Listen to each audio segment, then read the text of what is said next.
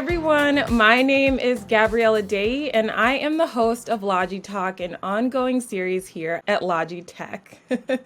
I am excited to jump into our second episode of LogiTalk today that will be honoring Black History Month with the creator that is making Black history every day. Our guest today is Melz Owusu. Melz is a decolonial theorist and activist. They have spoken on decoloniality across the country and across the world. Melz started their activist journey at the University of Leeds, where they served as the educational officer for 2 years with a focus on challenging institutional whiteness. Melz's work focuses on demonstrating how whiteness and coloniality continue to operate in higher education and how we can collectively challenge and aim to dismantle these power relations. To add to their bio, Melz also recently co-starred along Lil Nas X in Logitech's Defy Logic Super Bowl 55 commercial. Welcome, Melz. How are you? I'm well, thank you. How are you? I'm good. I'm excited to have you on today. I'm thrilled to talk about everything you're doing more in depth, and also have our Logitech world and base know more about you. We're just gonna jump right in. My first question for you is, how did it feel seeing yourself in our Super Bowl commercial alongside Lil Nas X? And before you answer, I want everyone to know that you are in the UK. Yeah. So, because I'm in the UK, I didn't actually watch the Super Bowl live. However, when I was sent the commercial a few days before the Super Bowl, I, I ran and showed my mom, I showed my family. I was like, Lil Nas. I was super hyped. Like, it was such a beautiful commercial, so well put together, and I felt so like proud to be in it. So it was nice. We were so proud to have you in it. I don't know if Little Nas X is as big in the UK as he is here Oh, in he the is. USA. I also know He that is. he is. Okay, cool. I also know that the Super Bowl is not big because it's the Super Bowl. We'll get Yeah. into language barriers. We'll get into language barriers later in the show because football means a very different thing in the UK than it means here. It does. So, Melz, in 2020, you crowdfunded over £60,000 to launch the Free Black University in the UK, a university created to diversify education. So, can you tell us more about that experience and what brought you to this revolutionary movement of decolonizing education? Yeah. So, I'm super passionate about education. Like, I've always enjoyed learning, always wanted to like know more, and like just always had this deep affinity with like thinking through like the major questions of the world and of society. So, for my first degree, I studied philosophy and politics at the University of Leeds, as you mentioned. And one of the things I recognized there was just how white my course was, how white the institution was, and it created a situation in which, like, for me, I see philosophy as the foundational kind of um, subject for us to understand the world. And so, from philosophy, science springs, from philosophy, history springs, from philosophy, all other disciplines like spring. And in this like cornerstone discipline, I was only reading like white men, and it wasn't until my final year of university that I read like a white woman, and I was like, one sec, something feels very imbalanced here, and it makes it seem that knowledge, like foundational knowledge, only comes from a very specific group of people and from a very specific place in the world. And I recognized how harmful that is, both to the people studying it, but to how we continue to produce society. And so if we only have this one set of like very strict principles about how we can understand the world, we end up missing so much, and we end up devaluing so much, and we end up devaluing the people that we aren't seeing in these disciplines as well. So I then became part of movements like Why is My Curriculum White? I was part of the Black Lives Matter UK movement, and but at the heart of it, I still really cared about education. And then continuing through my journey, I'm now a PhD student at the University of Cambridge, and one of the most the oldest institutions That's in the cream of the crop. Cream of the crop. yeah, one of the oldest, the second oldest university in the world, maybe something like that. Um, but then I guess kind of navigating this institution and then still recognizing how like harmful what it continues to reproduces and what we are fighting for within the institution to change. But then questioning how long is it going to change? Like it's taken centuries for the University of Cambridge to become what it is, and it may take centuries for it to like transform in the ways that we want it to transform. And so then I thought, why don't I just set up a project of my own and call it the Free Black University and center black knowledge, center anti-colonial knowledge, and create a space in which like people can imagine like the future of education rather than having to sit in the past. That is truly amazing and really speaks to your desire to defy logic within education and also to defy logic within the activist realm. How was that received at first by other educators and also by the people that you shared space with in these educational circles? How was it received? Yeah.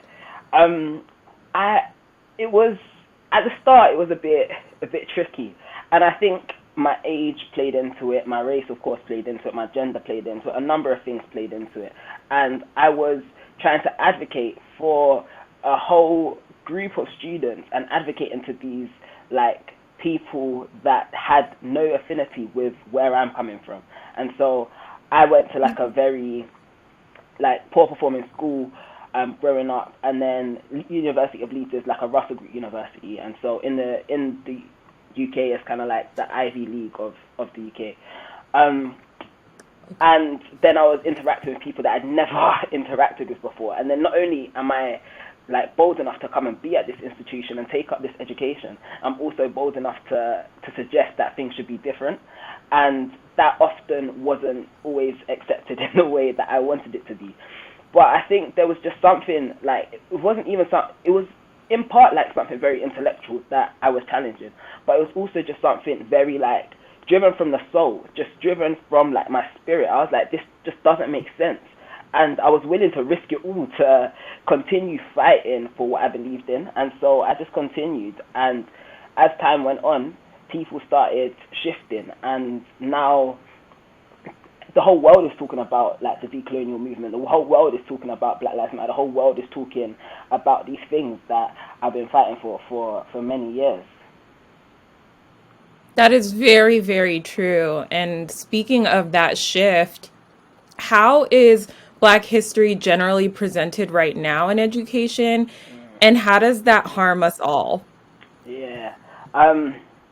Well, I can speak from like the UK standpoint, and what's interesting about the UK is that in Black history, we'll only learn about Black history from the United States, and it kind of and it's like a very very like narrow, very small sector of Black history. You learn about Martin Luther King, and then that's about it.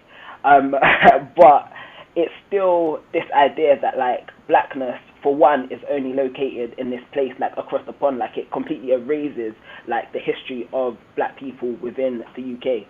And what it also erases is like um the harm of colonization that the entirety of Europe and much of the rest of the world, well, much of the rest of the Western world, kind of befooled upon former colonies. And so to kind of position this idea that Black American history is the only type of history we'll learn, it then just makes it seem like only in America, because there was slavery, that's what's harmed like black people globally. But no, like black people globally have been being harmed by the entirety of the Western world for a long time, and colonization is one of those key things. And you'll go through your entire education, like as a student in the UK, and never once hear the word colonization. Wow, that is really shocking given that colonization is at the root of Black history around the world. Anyone with Black heritage or Black roots understands the diversity of that colonization and how that's affected each demographic within the diaspora differently. So if you are Black in the Caribbean, it is very different as opposed to being Black American here in the States, and again, as opposed to being Black in the UK. All of Absolutely. that colonization has affected us in different ways. And the only thing that we really can connect on is our Blackness. So it's important to talk about that colonization on very specific levels. And that just goes back to how long do you think it will take to reroute education, and what we do about those who are far removed from the educational system and are already out in the workforce and don't really understand the ties that colonization has to Blackness around the world. Well, one of the reasons that I started the Free Black Uni was the recognition that it's going to take a very long time if the power that we're kind of trying to harness is power that's just like within the institution and just asking the institution to change these kind of like incremental like systems or curriculums, etc.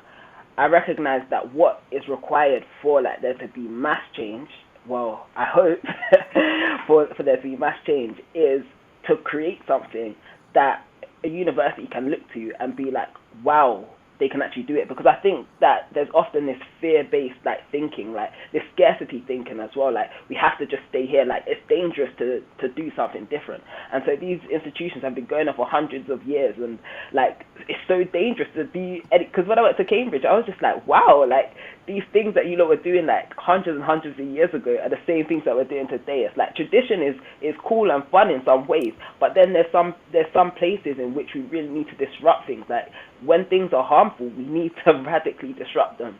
And so that's why I feel like with the Free Black University, we're going to create a space in which we are going to demonstrate what the radical potential of education is. And then when people see it being done, like it's going to be a lot harder for people to say we can't change anything. You bring up in a really important factor. There is no template for this, John. So you are doing a very, very brilliant trailblazing thing that I know we are going to look back on and see the greatness in, because we already recognize the greatness in it now. But I do believe it's going to be more appreciated moving forward, because it is a direction that we're going in. We have to reform education, not just for Black students and the BIPOC community, but for everyone, because we've only been learning one type of history. And Absolutely. you talked about harm.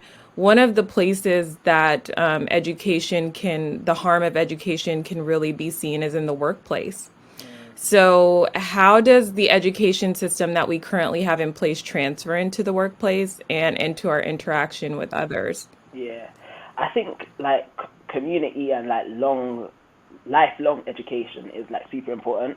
And so one of the things with the Free Black Uni is that it's not just gonna be something that is like cornered off for young people or people that have like a massive amount of time to like commit to a 3 year or 5 year degree or whatever it is.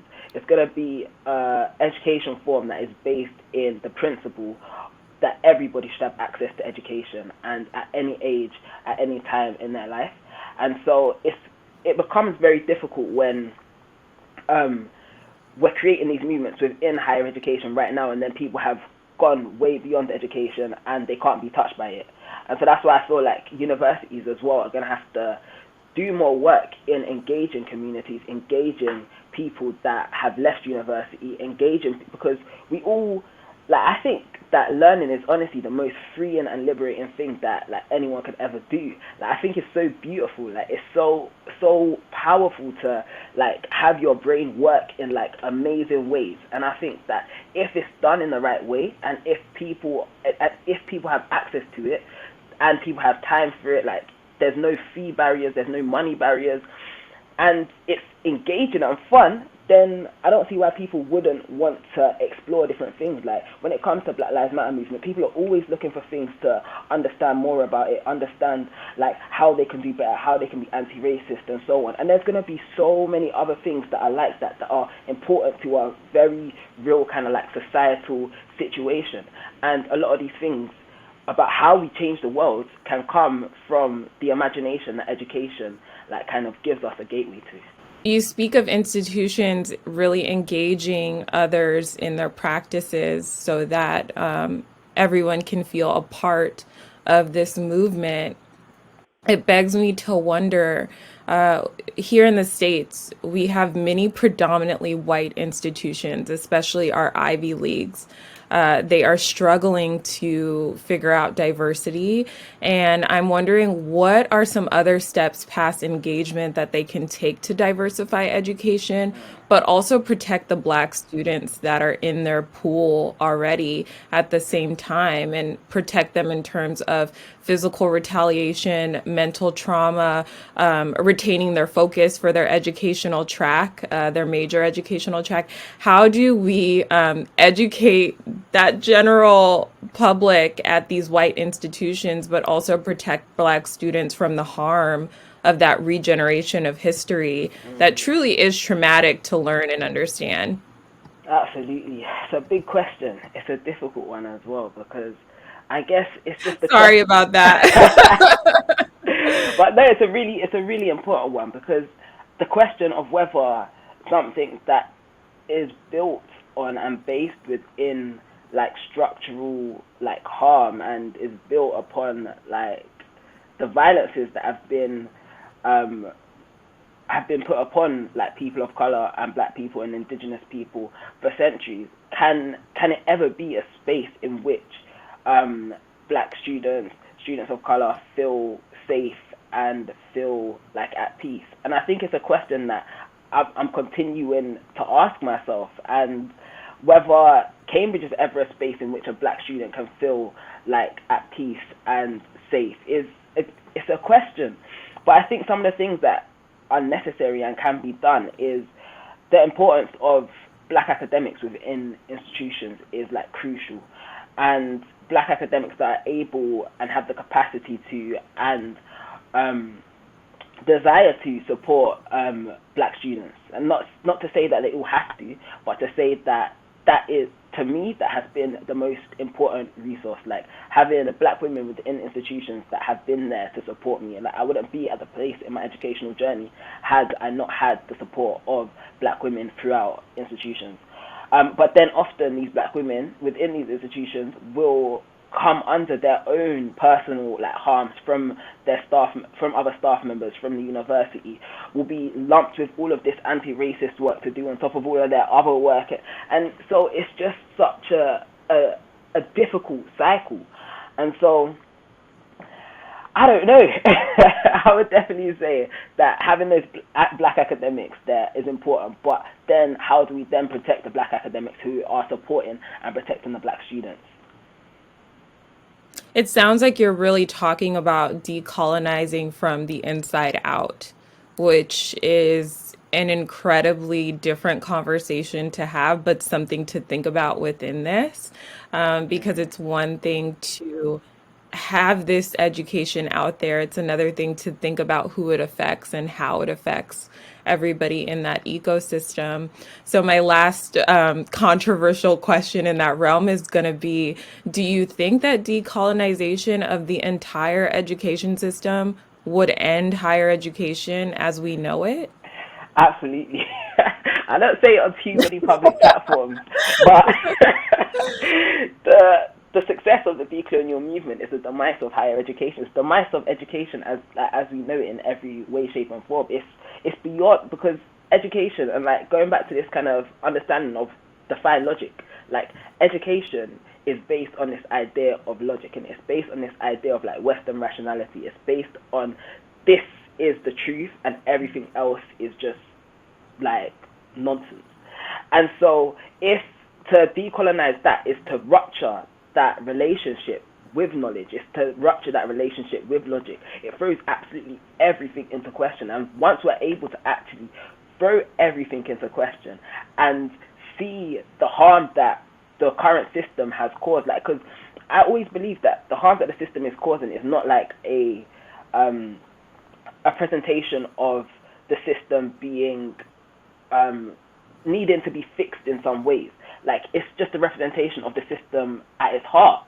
And so then when we're like, okay, how do we imagine a new world? How do we imagine a different system? How do we really decolonize, like, from the inside out? Like, how do we transform the world? Like, everything changes. Everything changes, and it's a beautiful possibility to think of, that we can live in a society where everybody feels free, everybody feels able to live their lives, everyone feels happy. Like, we've eradicated racism, we've eradicated, like, classism, like, the whole world has changed, and that's the world that I want to imagine, and the world that I want to walk towards. It seems that 2021 has been the start of that radical change that you're talking about, right? Everyone around the world experienced 2020, and we experienced it in every single way together. And so 2021 is now that start of that different world that you're talking about through the education that we've all gained from the past year and the awareness that we've really gained, because education is truly awareness. And there's a situation here in the States that I do think that you would have some incredible insight on. Here in the States, there has been an effort to institute the 1619 Project, which is an aim to reframe the country's history by placing the consequences of slavery and the contributions of Black Americans at the very center of the U.S. national narrative in schools. Very similar to what you are doing in the UK. And there's been a lot of pushback from Republican state legislature here on this project having a place in schools. How do you feel about that? And do you think diversifying education should put a school's access to funding in jeopardy? It's worrying that there's been such a pushback on something that sounds so, like, straightforward. Like, let's teach history as history. Like, let's teach the truth. Like, it seems outrageous. And for there to be funding implications, because that's something that, like, well, I say it wouldn't happen in the UK because of how the funding is done. But some schools are funded more than some schools.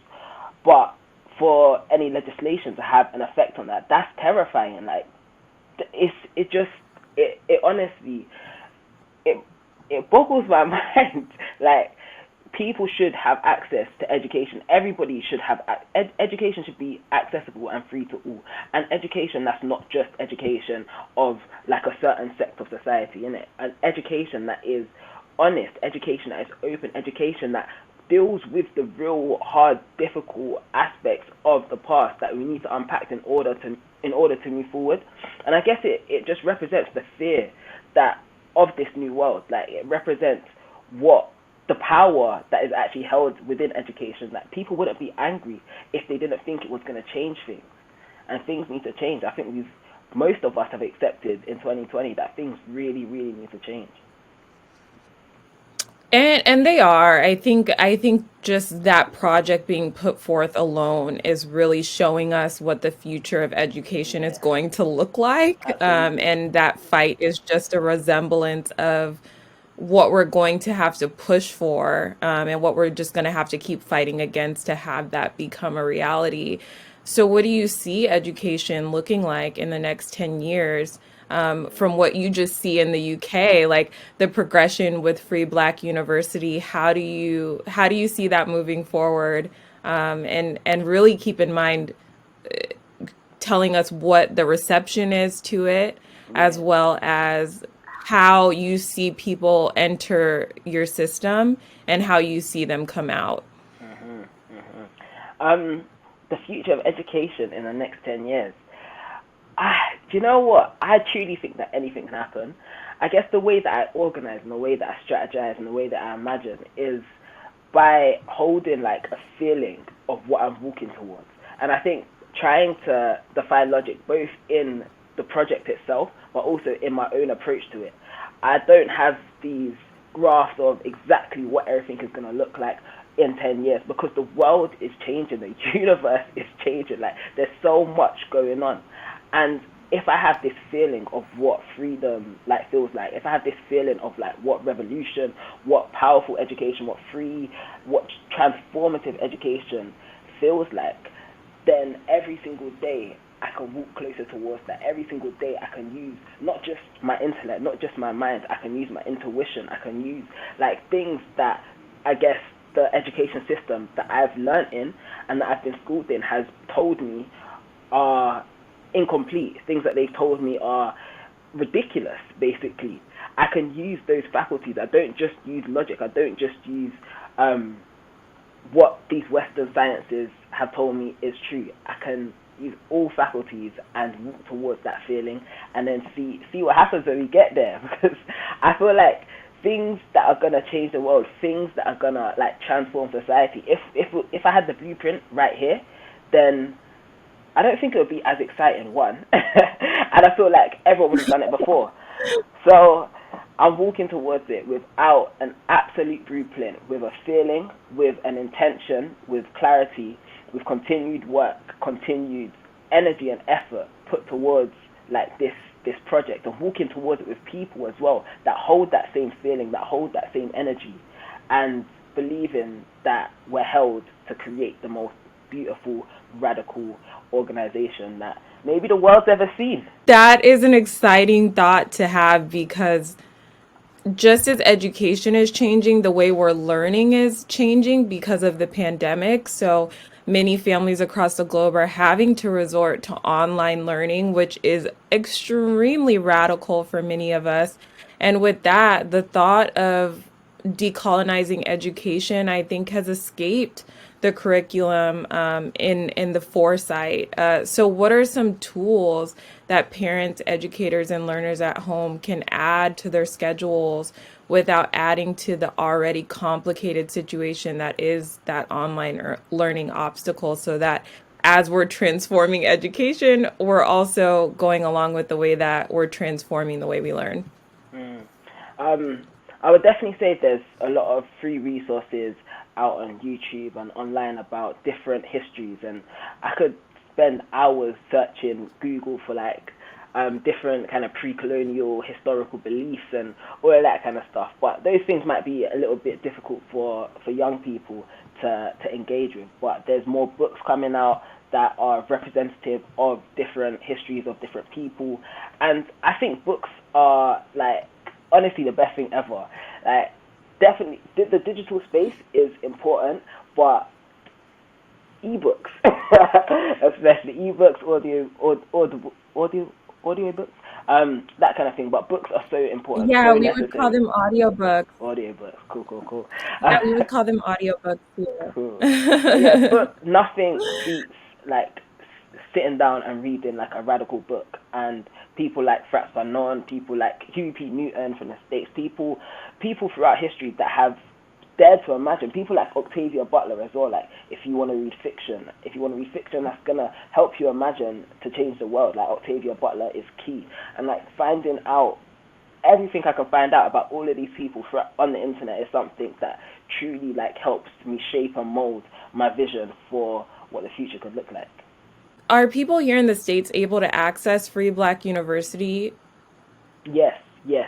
Because it's online, it's gonna just be open to everyone in the world that wants to engage with us. They can come and engage with us. Yeah, Awesome. So you can do Free Black University and supplement that into your child's education, and then absolutely, also read Octavia Butler as a bedtime story. I'm absolutely, completely down with that.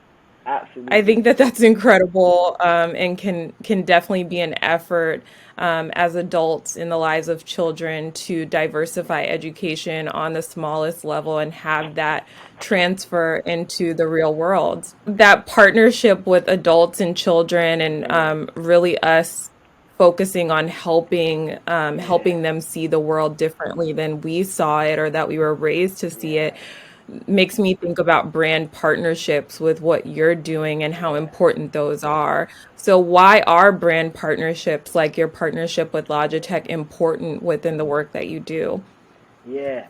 just before I answer that, there's one other thing that I do want to say about young people, and this is something that over the past couple of years I've just realized more and more, is that as we grow older, we're like taught out of our imaginations. We're taught that the things that we used to believe when we were children were just like wrong and fanciful, etc., etc.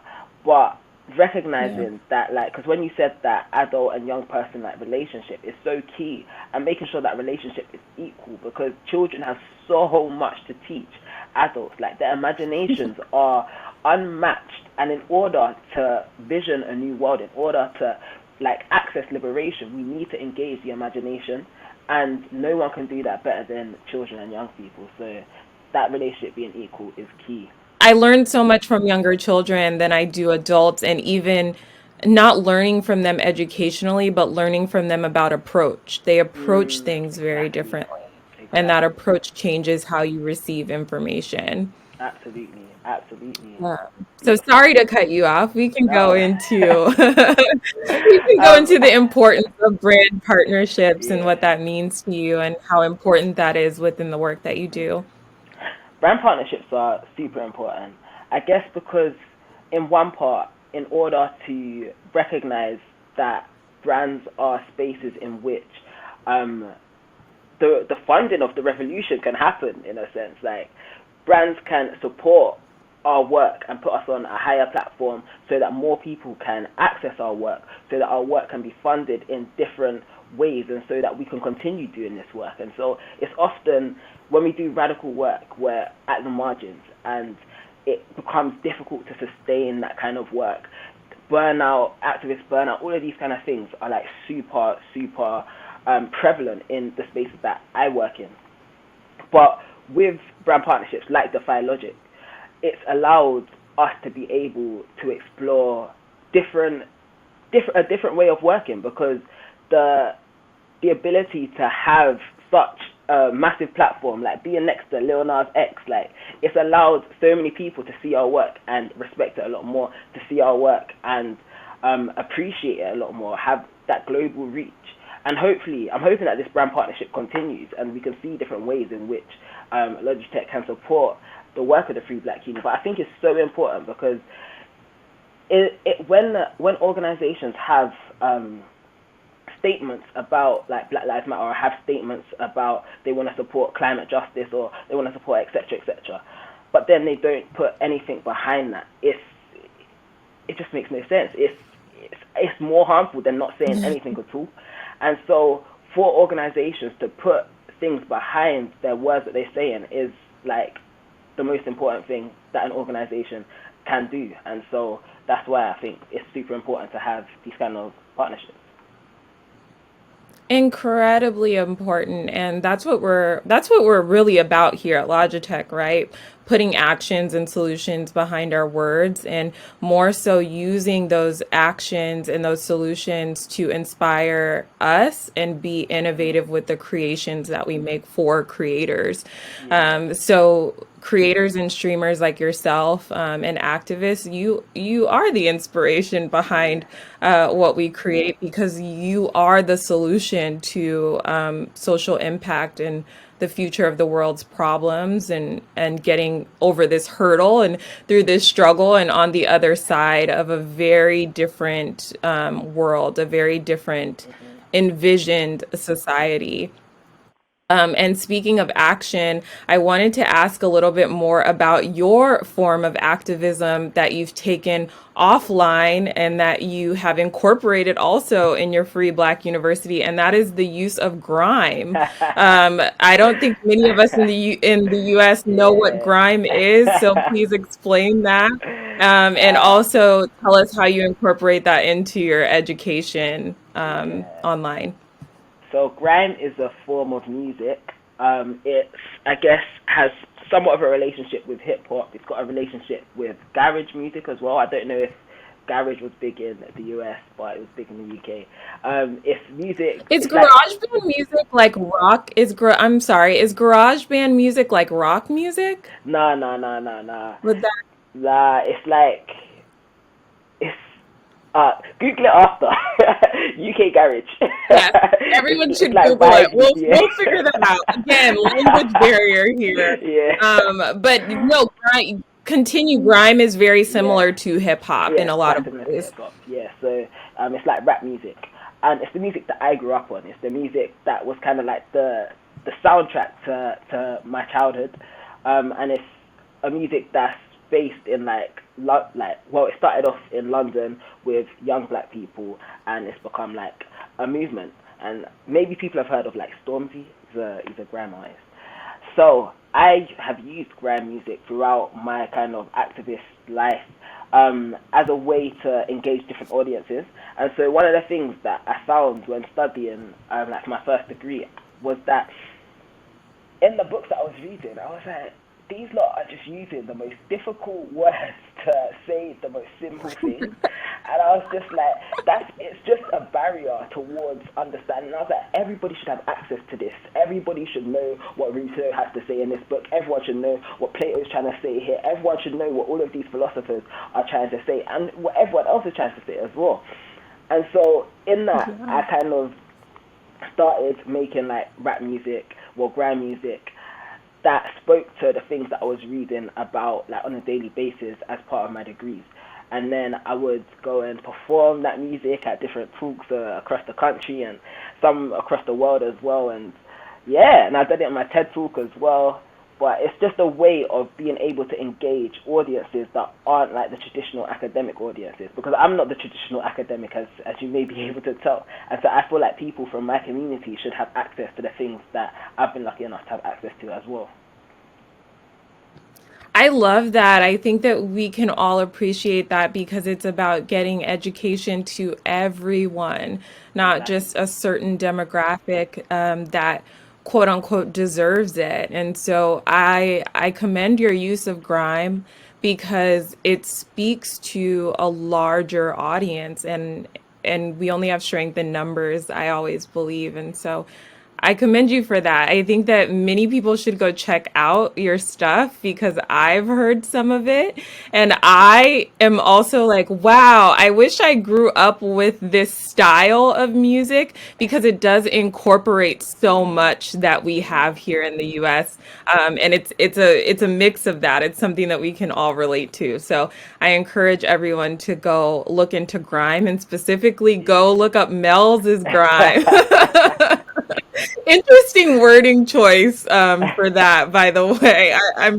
I'm not sure where that originated, but very, very Yeah. cool. But before you go, I really want to know, and you've answered this in so many different ways, but I really want you to have your own specific stamp on it. What does it mean to you to defy logic?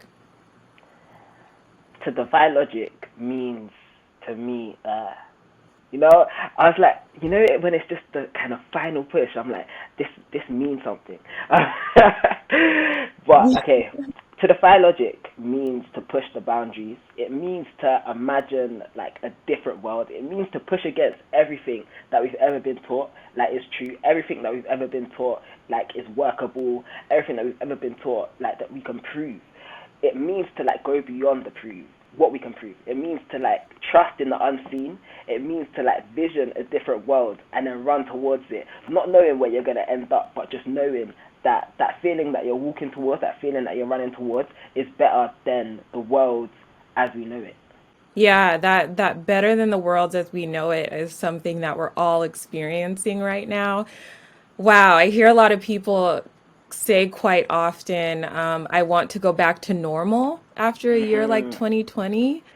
But I tend to think that what you just described is a better normal, something that is better than what we've experienced, which takes a lot of bravery and Yeah. takes a lot of trailblazing, which is what you're doing with Free Black University. I think that you're giving a solution to a problem that we've all experienced, and that problem is racism and really our lack of awareness and how prevalent it is in every part of our daily lives. So your Black University is a way to counteract that from all angles. And so I would love if you could plug in the resources, website, and socials where people can find you, ask you other questions about that, and also explore your story more and keep up with you in the future. So You can check out the Free Black Uni work at www.freeblackuni.com at the moment, and then we're also on socials on Twitter and on Instagram at Free Black Uni, and my personal Instagram is at melz.melzdot. Love it. Love it. And we do have a question coming in that I'm actually curious to know too. Someone wanted to know, what are you reading right now? And what's one book that you would recommend as a takeaway for everyone to read? I know that that's a question that makes people sweat a little bit. So I'll Yeah. give you a second. Oh, I'm looking at my bookshelf. I'm always reading like a lot of different books. Do you know what? One book that I would say everyone should go away and read is Parable of the Sower by Octavia Butler. And then one book that I'm Okay. reading right now, if you don't mind, I'll get it, which I think which I Oh, yeah. found super amazing. It's called Progressive Dystopia by Savannah Shange. Abolition, Anti-Blackness, and Schooling in San Francisco. I think that this book is incredible. Yeah. Wow. That's also where I was born, so I highly Really? recommend this book. I was born in San Yeah. Francisco. So yes, Dope. absolutely. I keep saying before you go because I don't want to let you go. I love these types of conversations, but Mel, many of us around the world have become enamored with a show called Bridgerton. I'm not sure if you've seen it, but I it's have the seen it. original Netflix series. I've seen it. It has dawned on all of us while watching this, and in my secret moments of trying to impersonate the characters in the mirror, that UK English is obviously very different from US English. So I wanted to play a this or that game with you to Let's do clarify it. the different words that we use to describe the same things. Because even Okay. throughout this conversation, I've had to also decode some things, but I've known what you were saying. It's incredible. hmm It's incredible. So we'll start off with an easy one that many people might know. So Americans eat fries, Brits eat Chips. and Americans And you which lot is called. so interesting Yeah. because we have chips here. Do you have Yeah. chips there? No, we have crisps. And what are those called? They're called crisps. Your chips are our crisps. Our chips are your fries. Got it. So it's just like a rabbit hole of language. Americans go on vacation. If you are British, you go on. Holiday. Holiday. Yeah. Never say holiday over there. And our holidays here are not something we Oh. go on because our Uh, holidays here are something that we sleep on. So okay. that's fascinating. Americans go pick up their takeout. Brits go get Takeaway. takeaway. I Takeaway, have learned that from my travels. I'm always like, can I get it to go? And they look at and anywhere you go outside of the U.S., everyone is like, to go. What is that?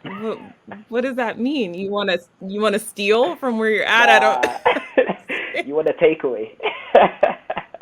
Yeah. So here in America, I live in an apartment. If I was in the UK, I would live in A flat. a flat. A flat, Why is yeah. that? Does the apartment not have stairs or? I actually don't know why it is. A lot of flats don't have stairs, but you can have a flat that has stairs. It's just in a building. Okay. Okay. Oh, wow. Wow. Okay. Just the fascinating because a flat here would just be a one story apartment or a one-story house. Like there's no stairs. So you Mm. would say, I live in a flat, and you would automatically know that you don't have stairs going up. It's just a Yeah, one nah. level, Nah, you can one have level stairs. thing. You might have. Um, It could be a 2-floor flat. It's okay. Interesting. Interesting. So last one, Americans go to the bathroom. Mm. Brits go to What, the toilet? the. I've also heard the loo The is. loo. Okay, yeah. I kind don't like it. It's kind of classy, Yeah, you you go to the know? loo. The Yeah. bathroom just sounds so rugged, but the loo, it sounds fancy, right? Like there's golds Yeah. everywhere and you have a bidet. The loo. The loo. Yeah. Do you all practice your US accents like we practice our UK accents? Is that something you all do?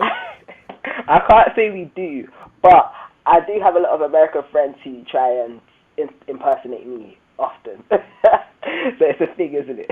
They're horrible at it, I'm sure. They're horrible at Yeah. it.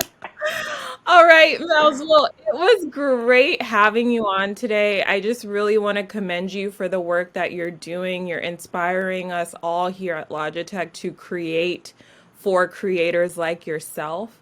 And you are defying logic every day in your life and in the work that you do. And so we're really proud to highlight that.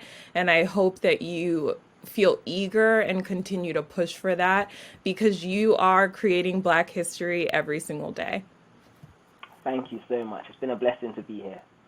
All right, everyone. We just had a great episode with Melz. Some of you may have seen them on our commercial for Super Bowl 55 with Lil Nas X. So it was great to get to know more about Melz today and really learn more about their mission and Free Black University. We will make sure that we plug all of those in on social so that you know where to find Melz and can continue following their journey.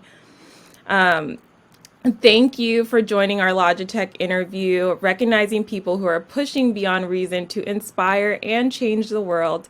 This series is going to continue to share the stories of trailblazers to help inspire a new generation of creators and activists. So stay tuned for more and see you next time.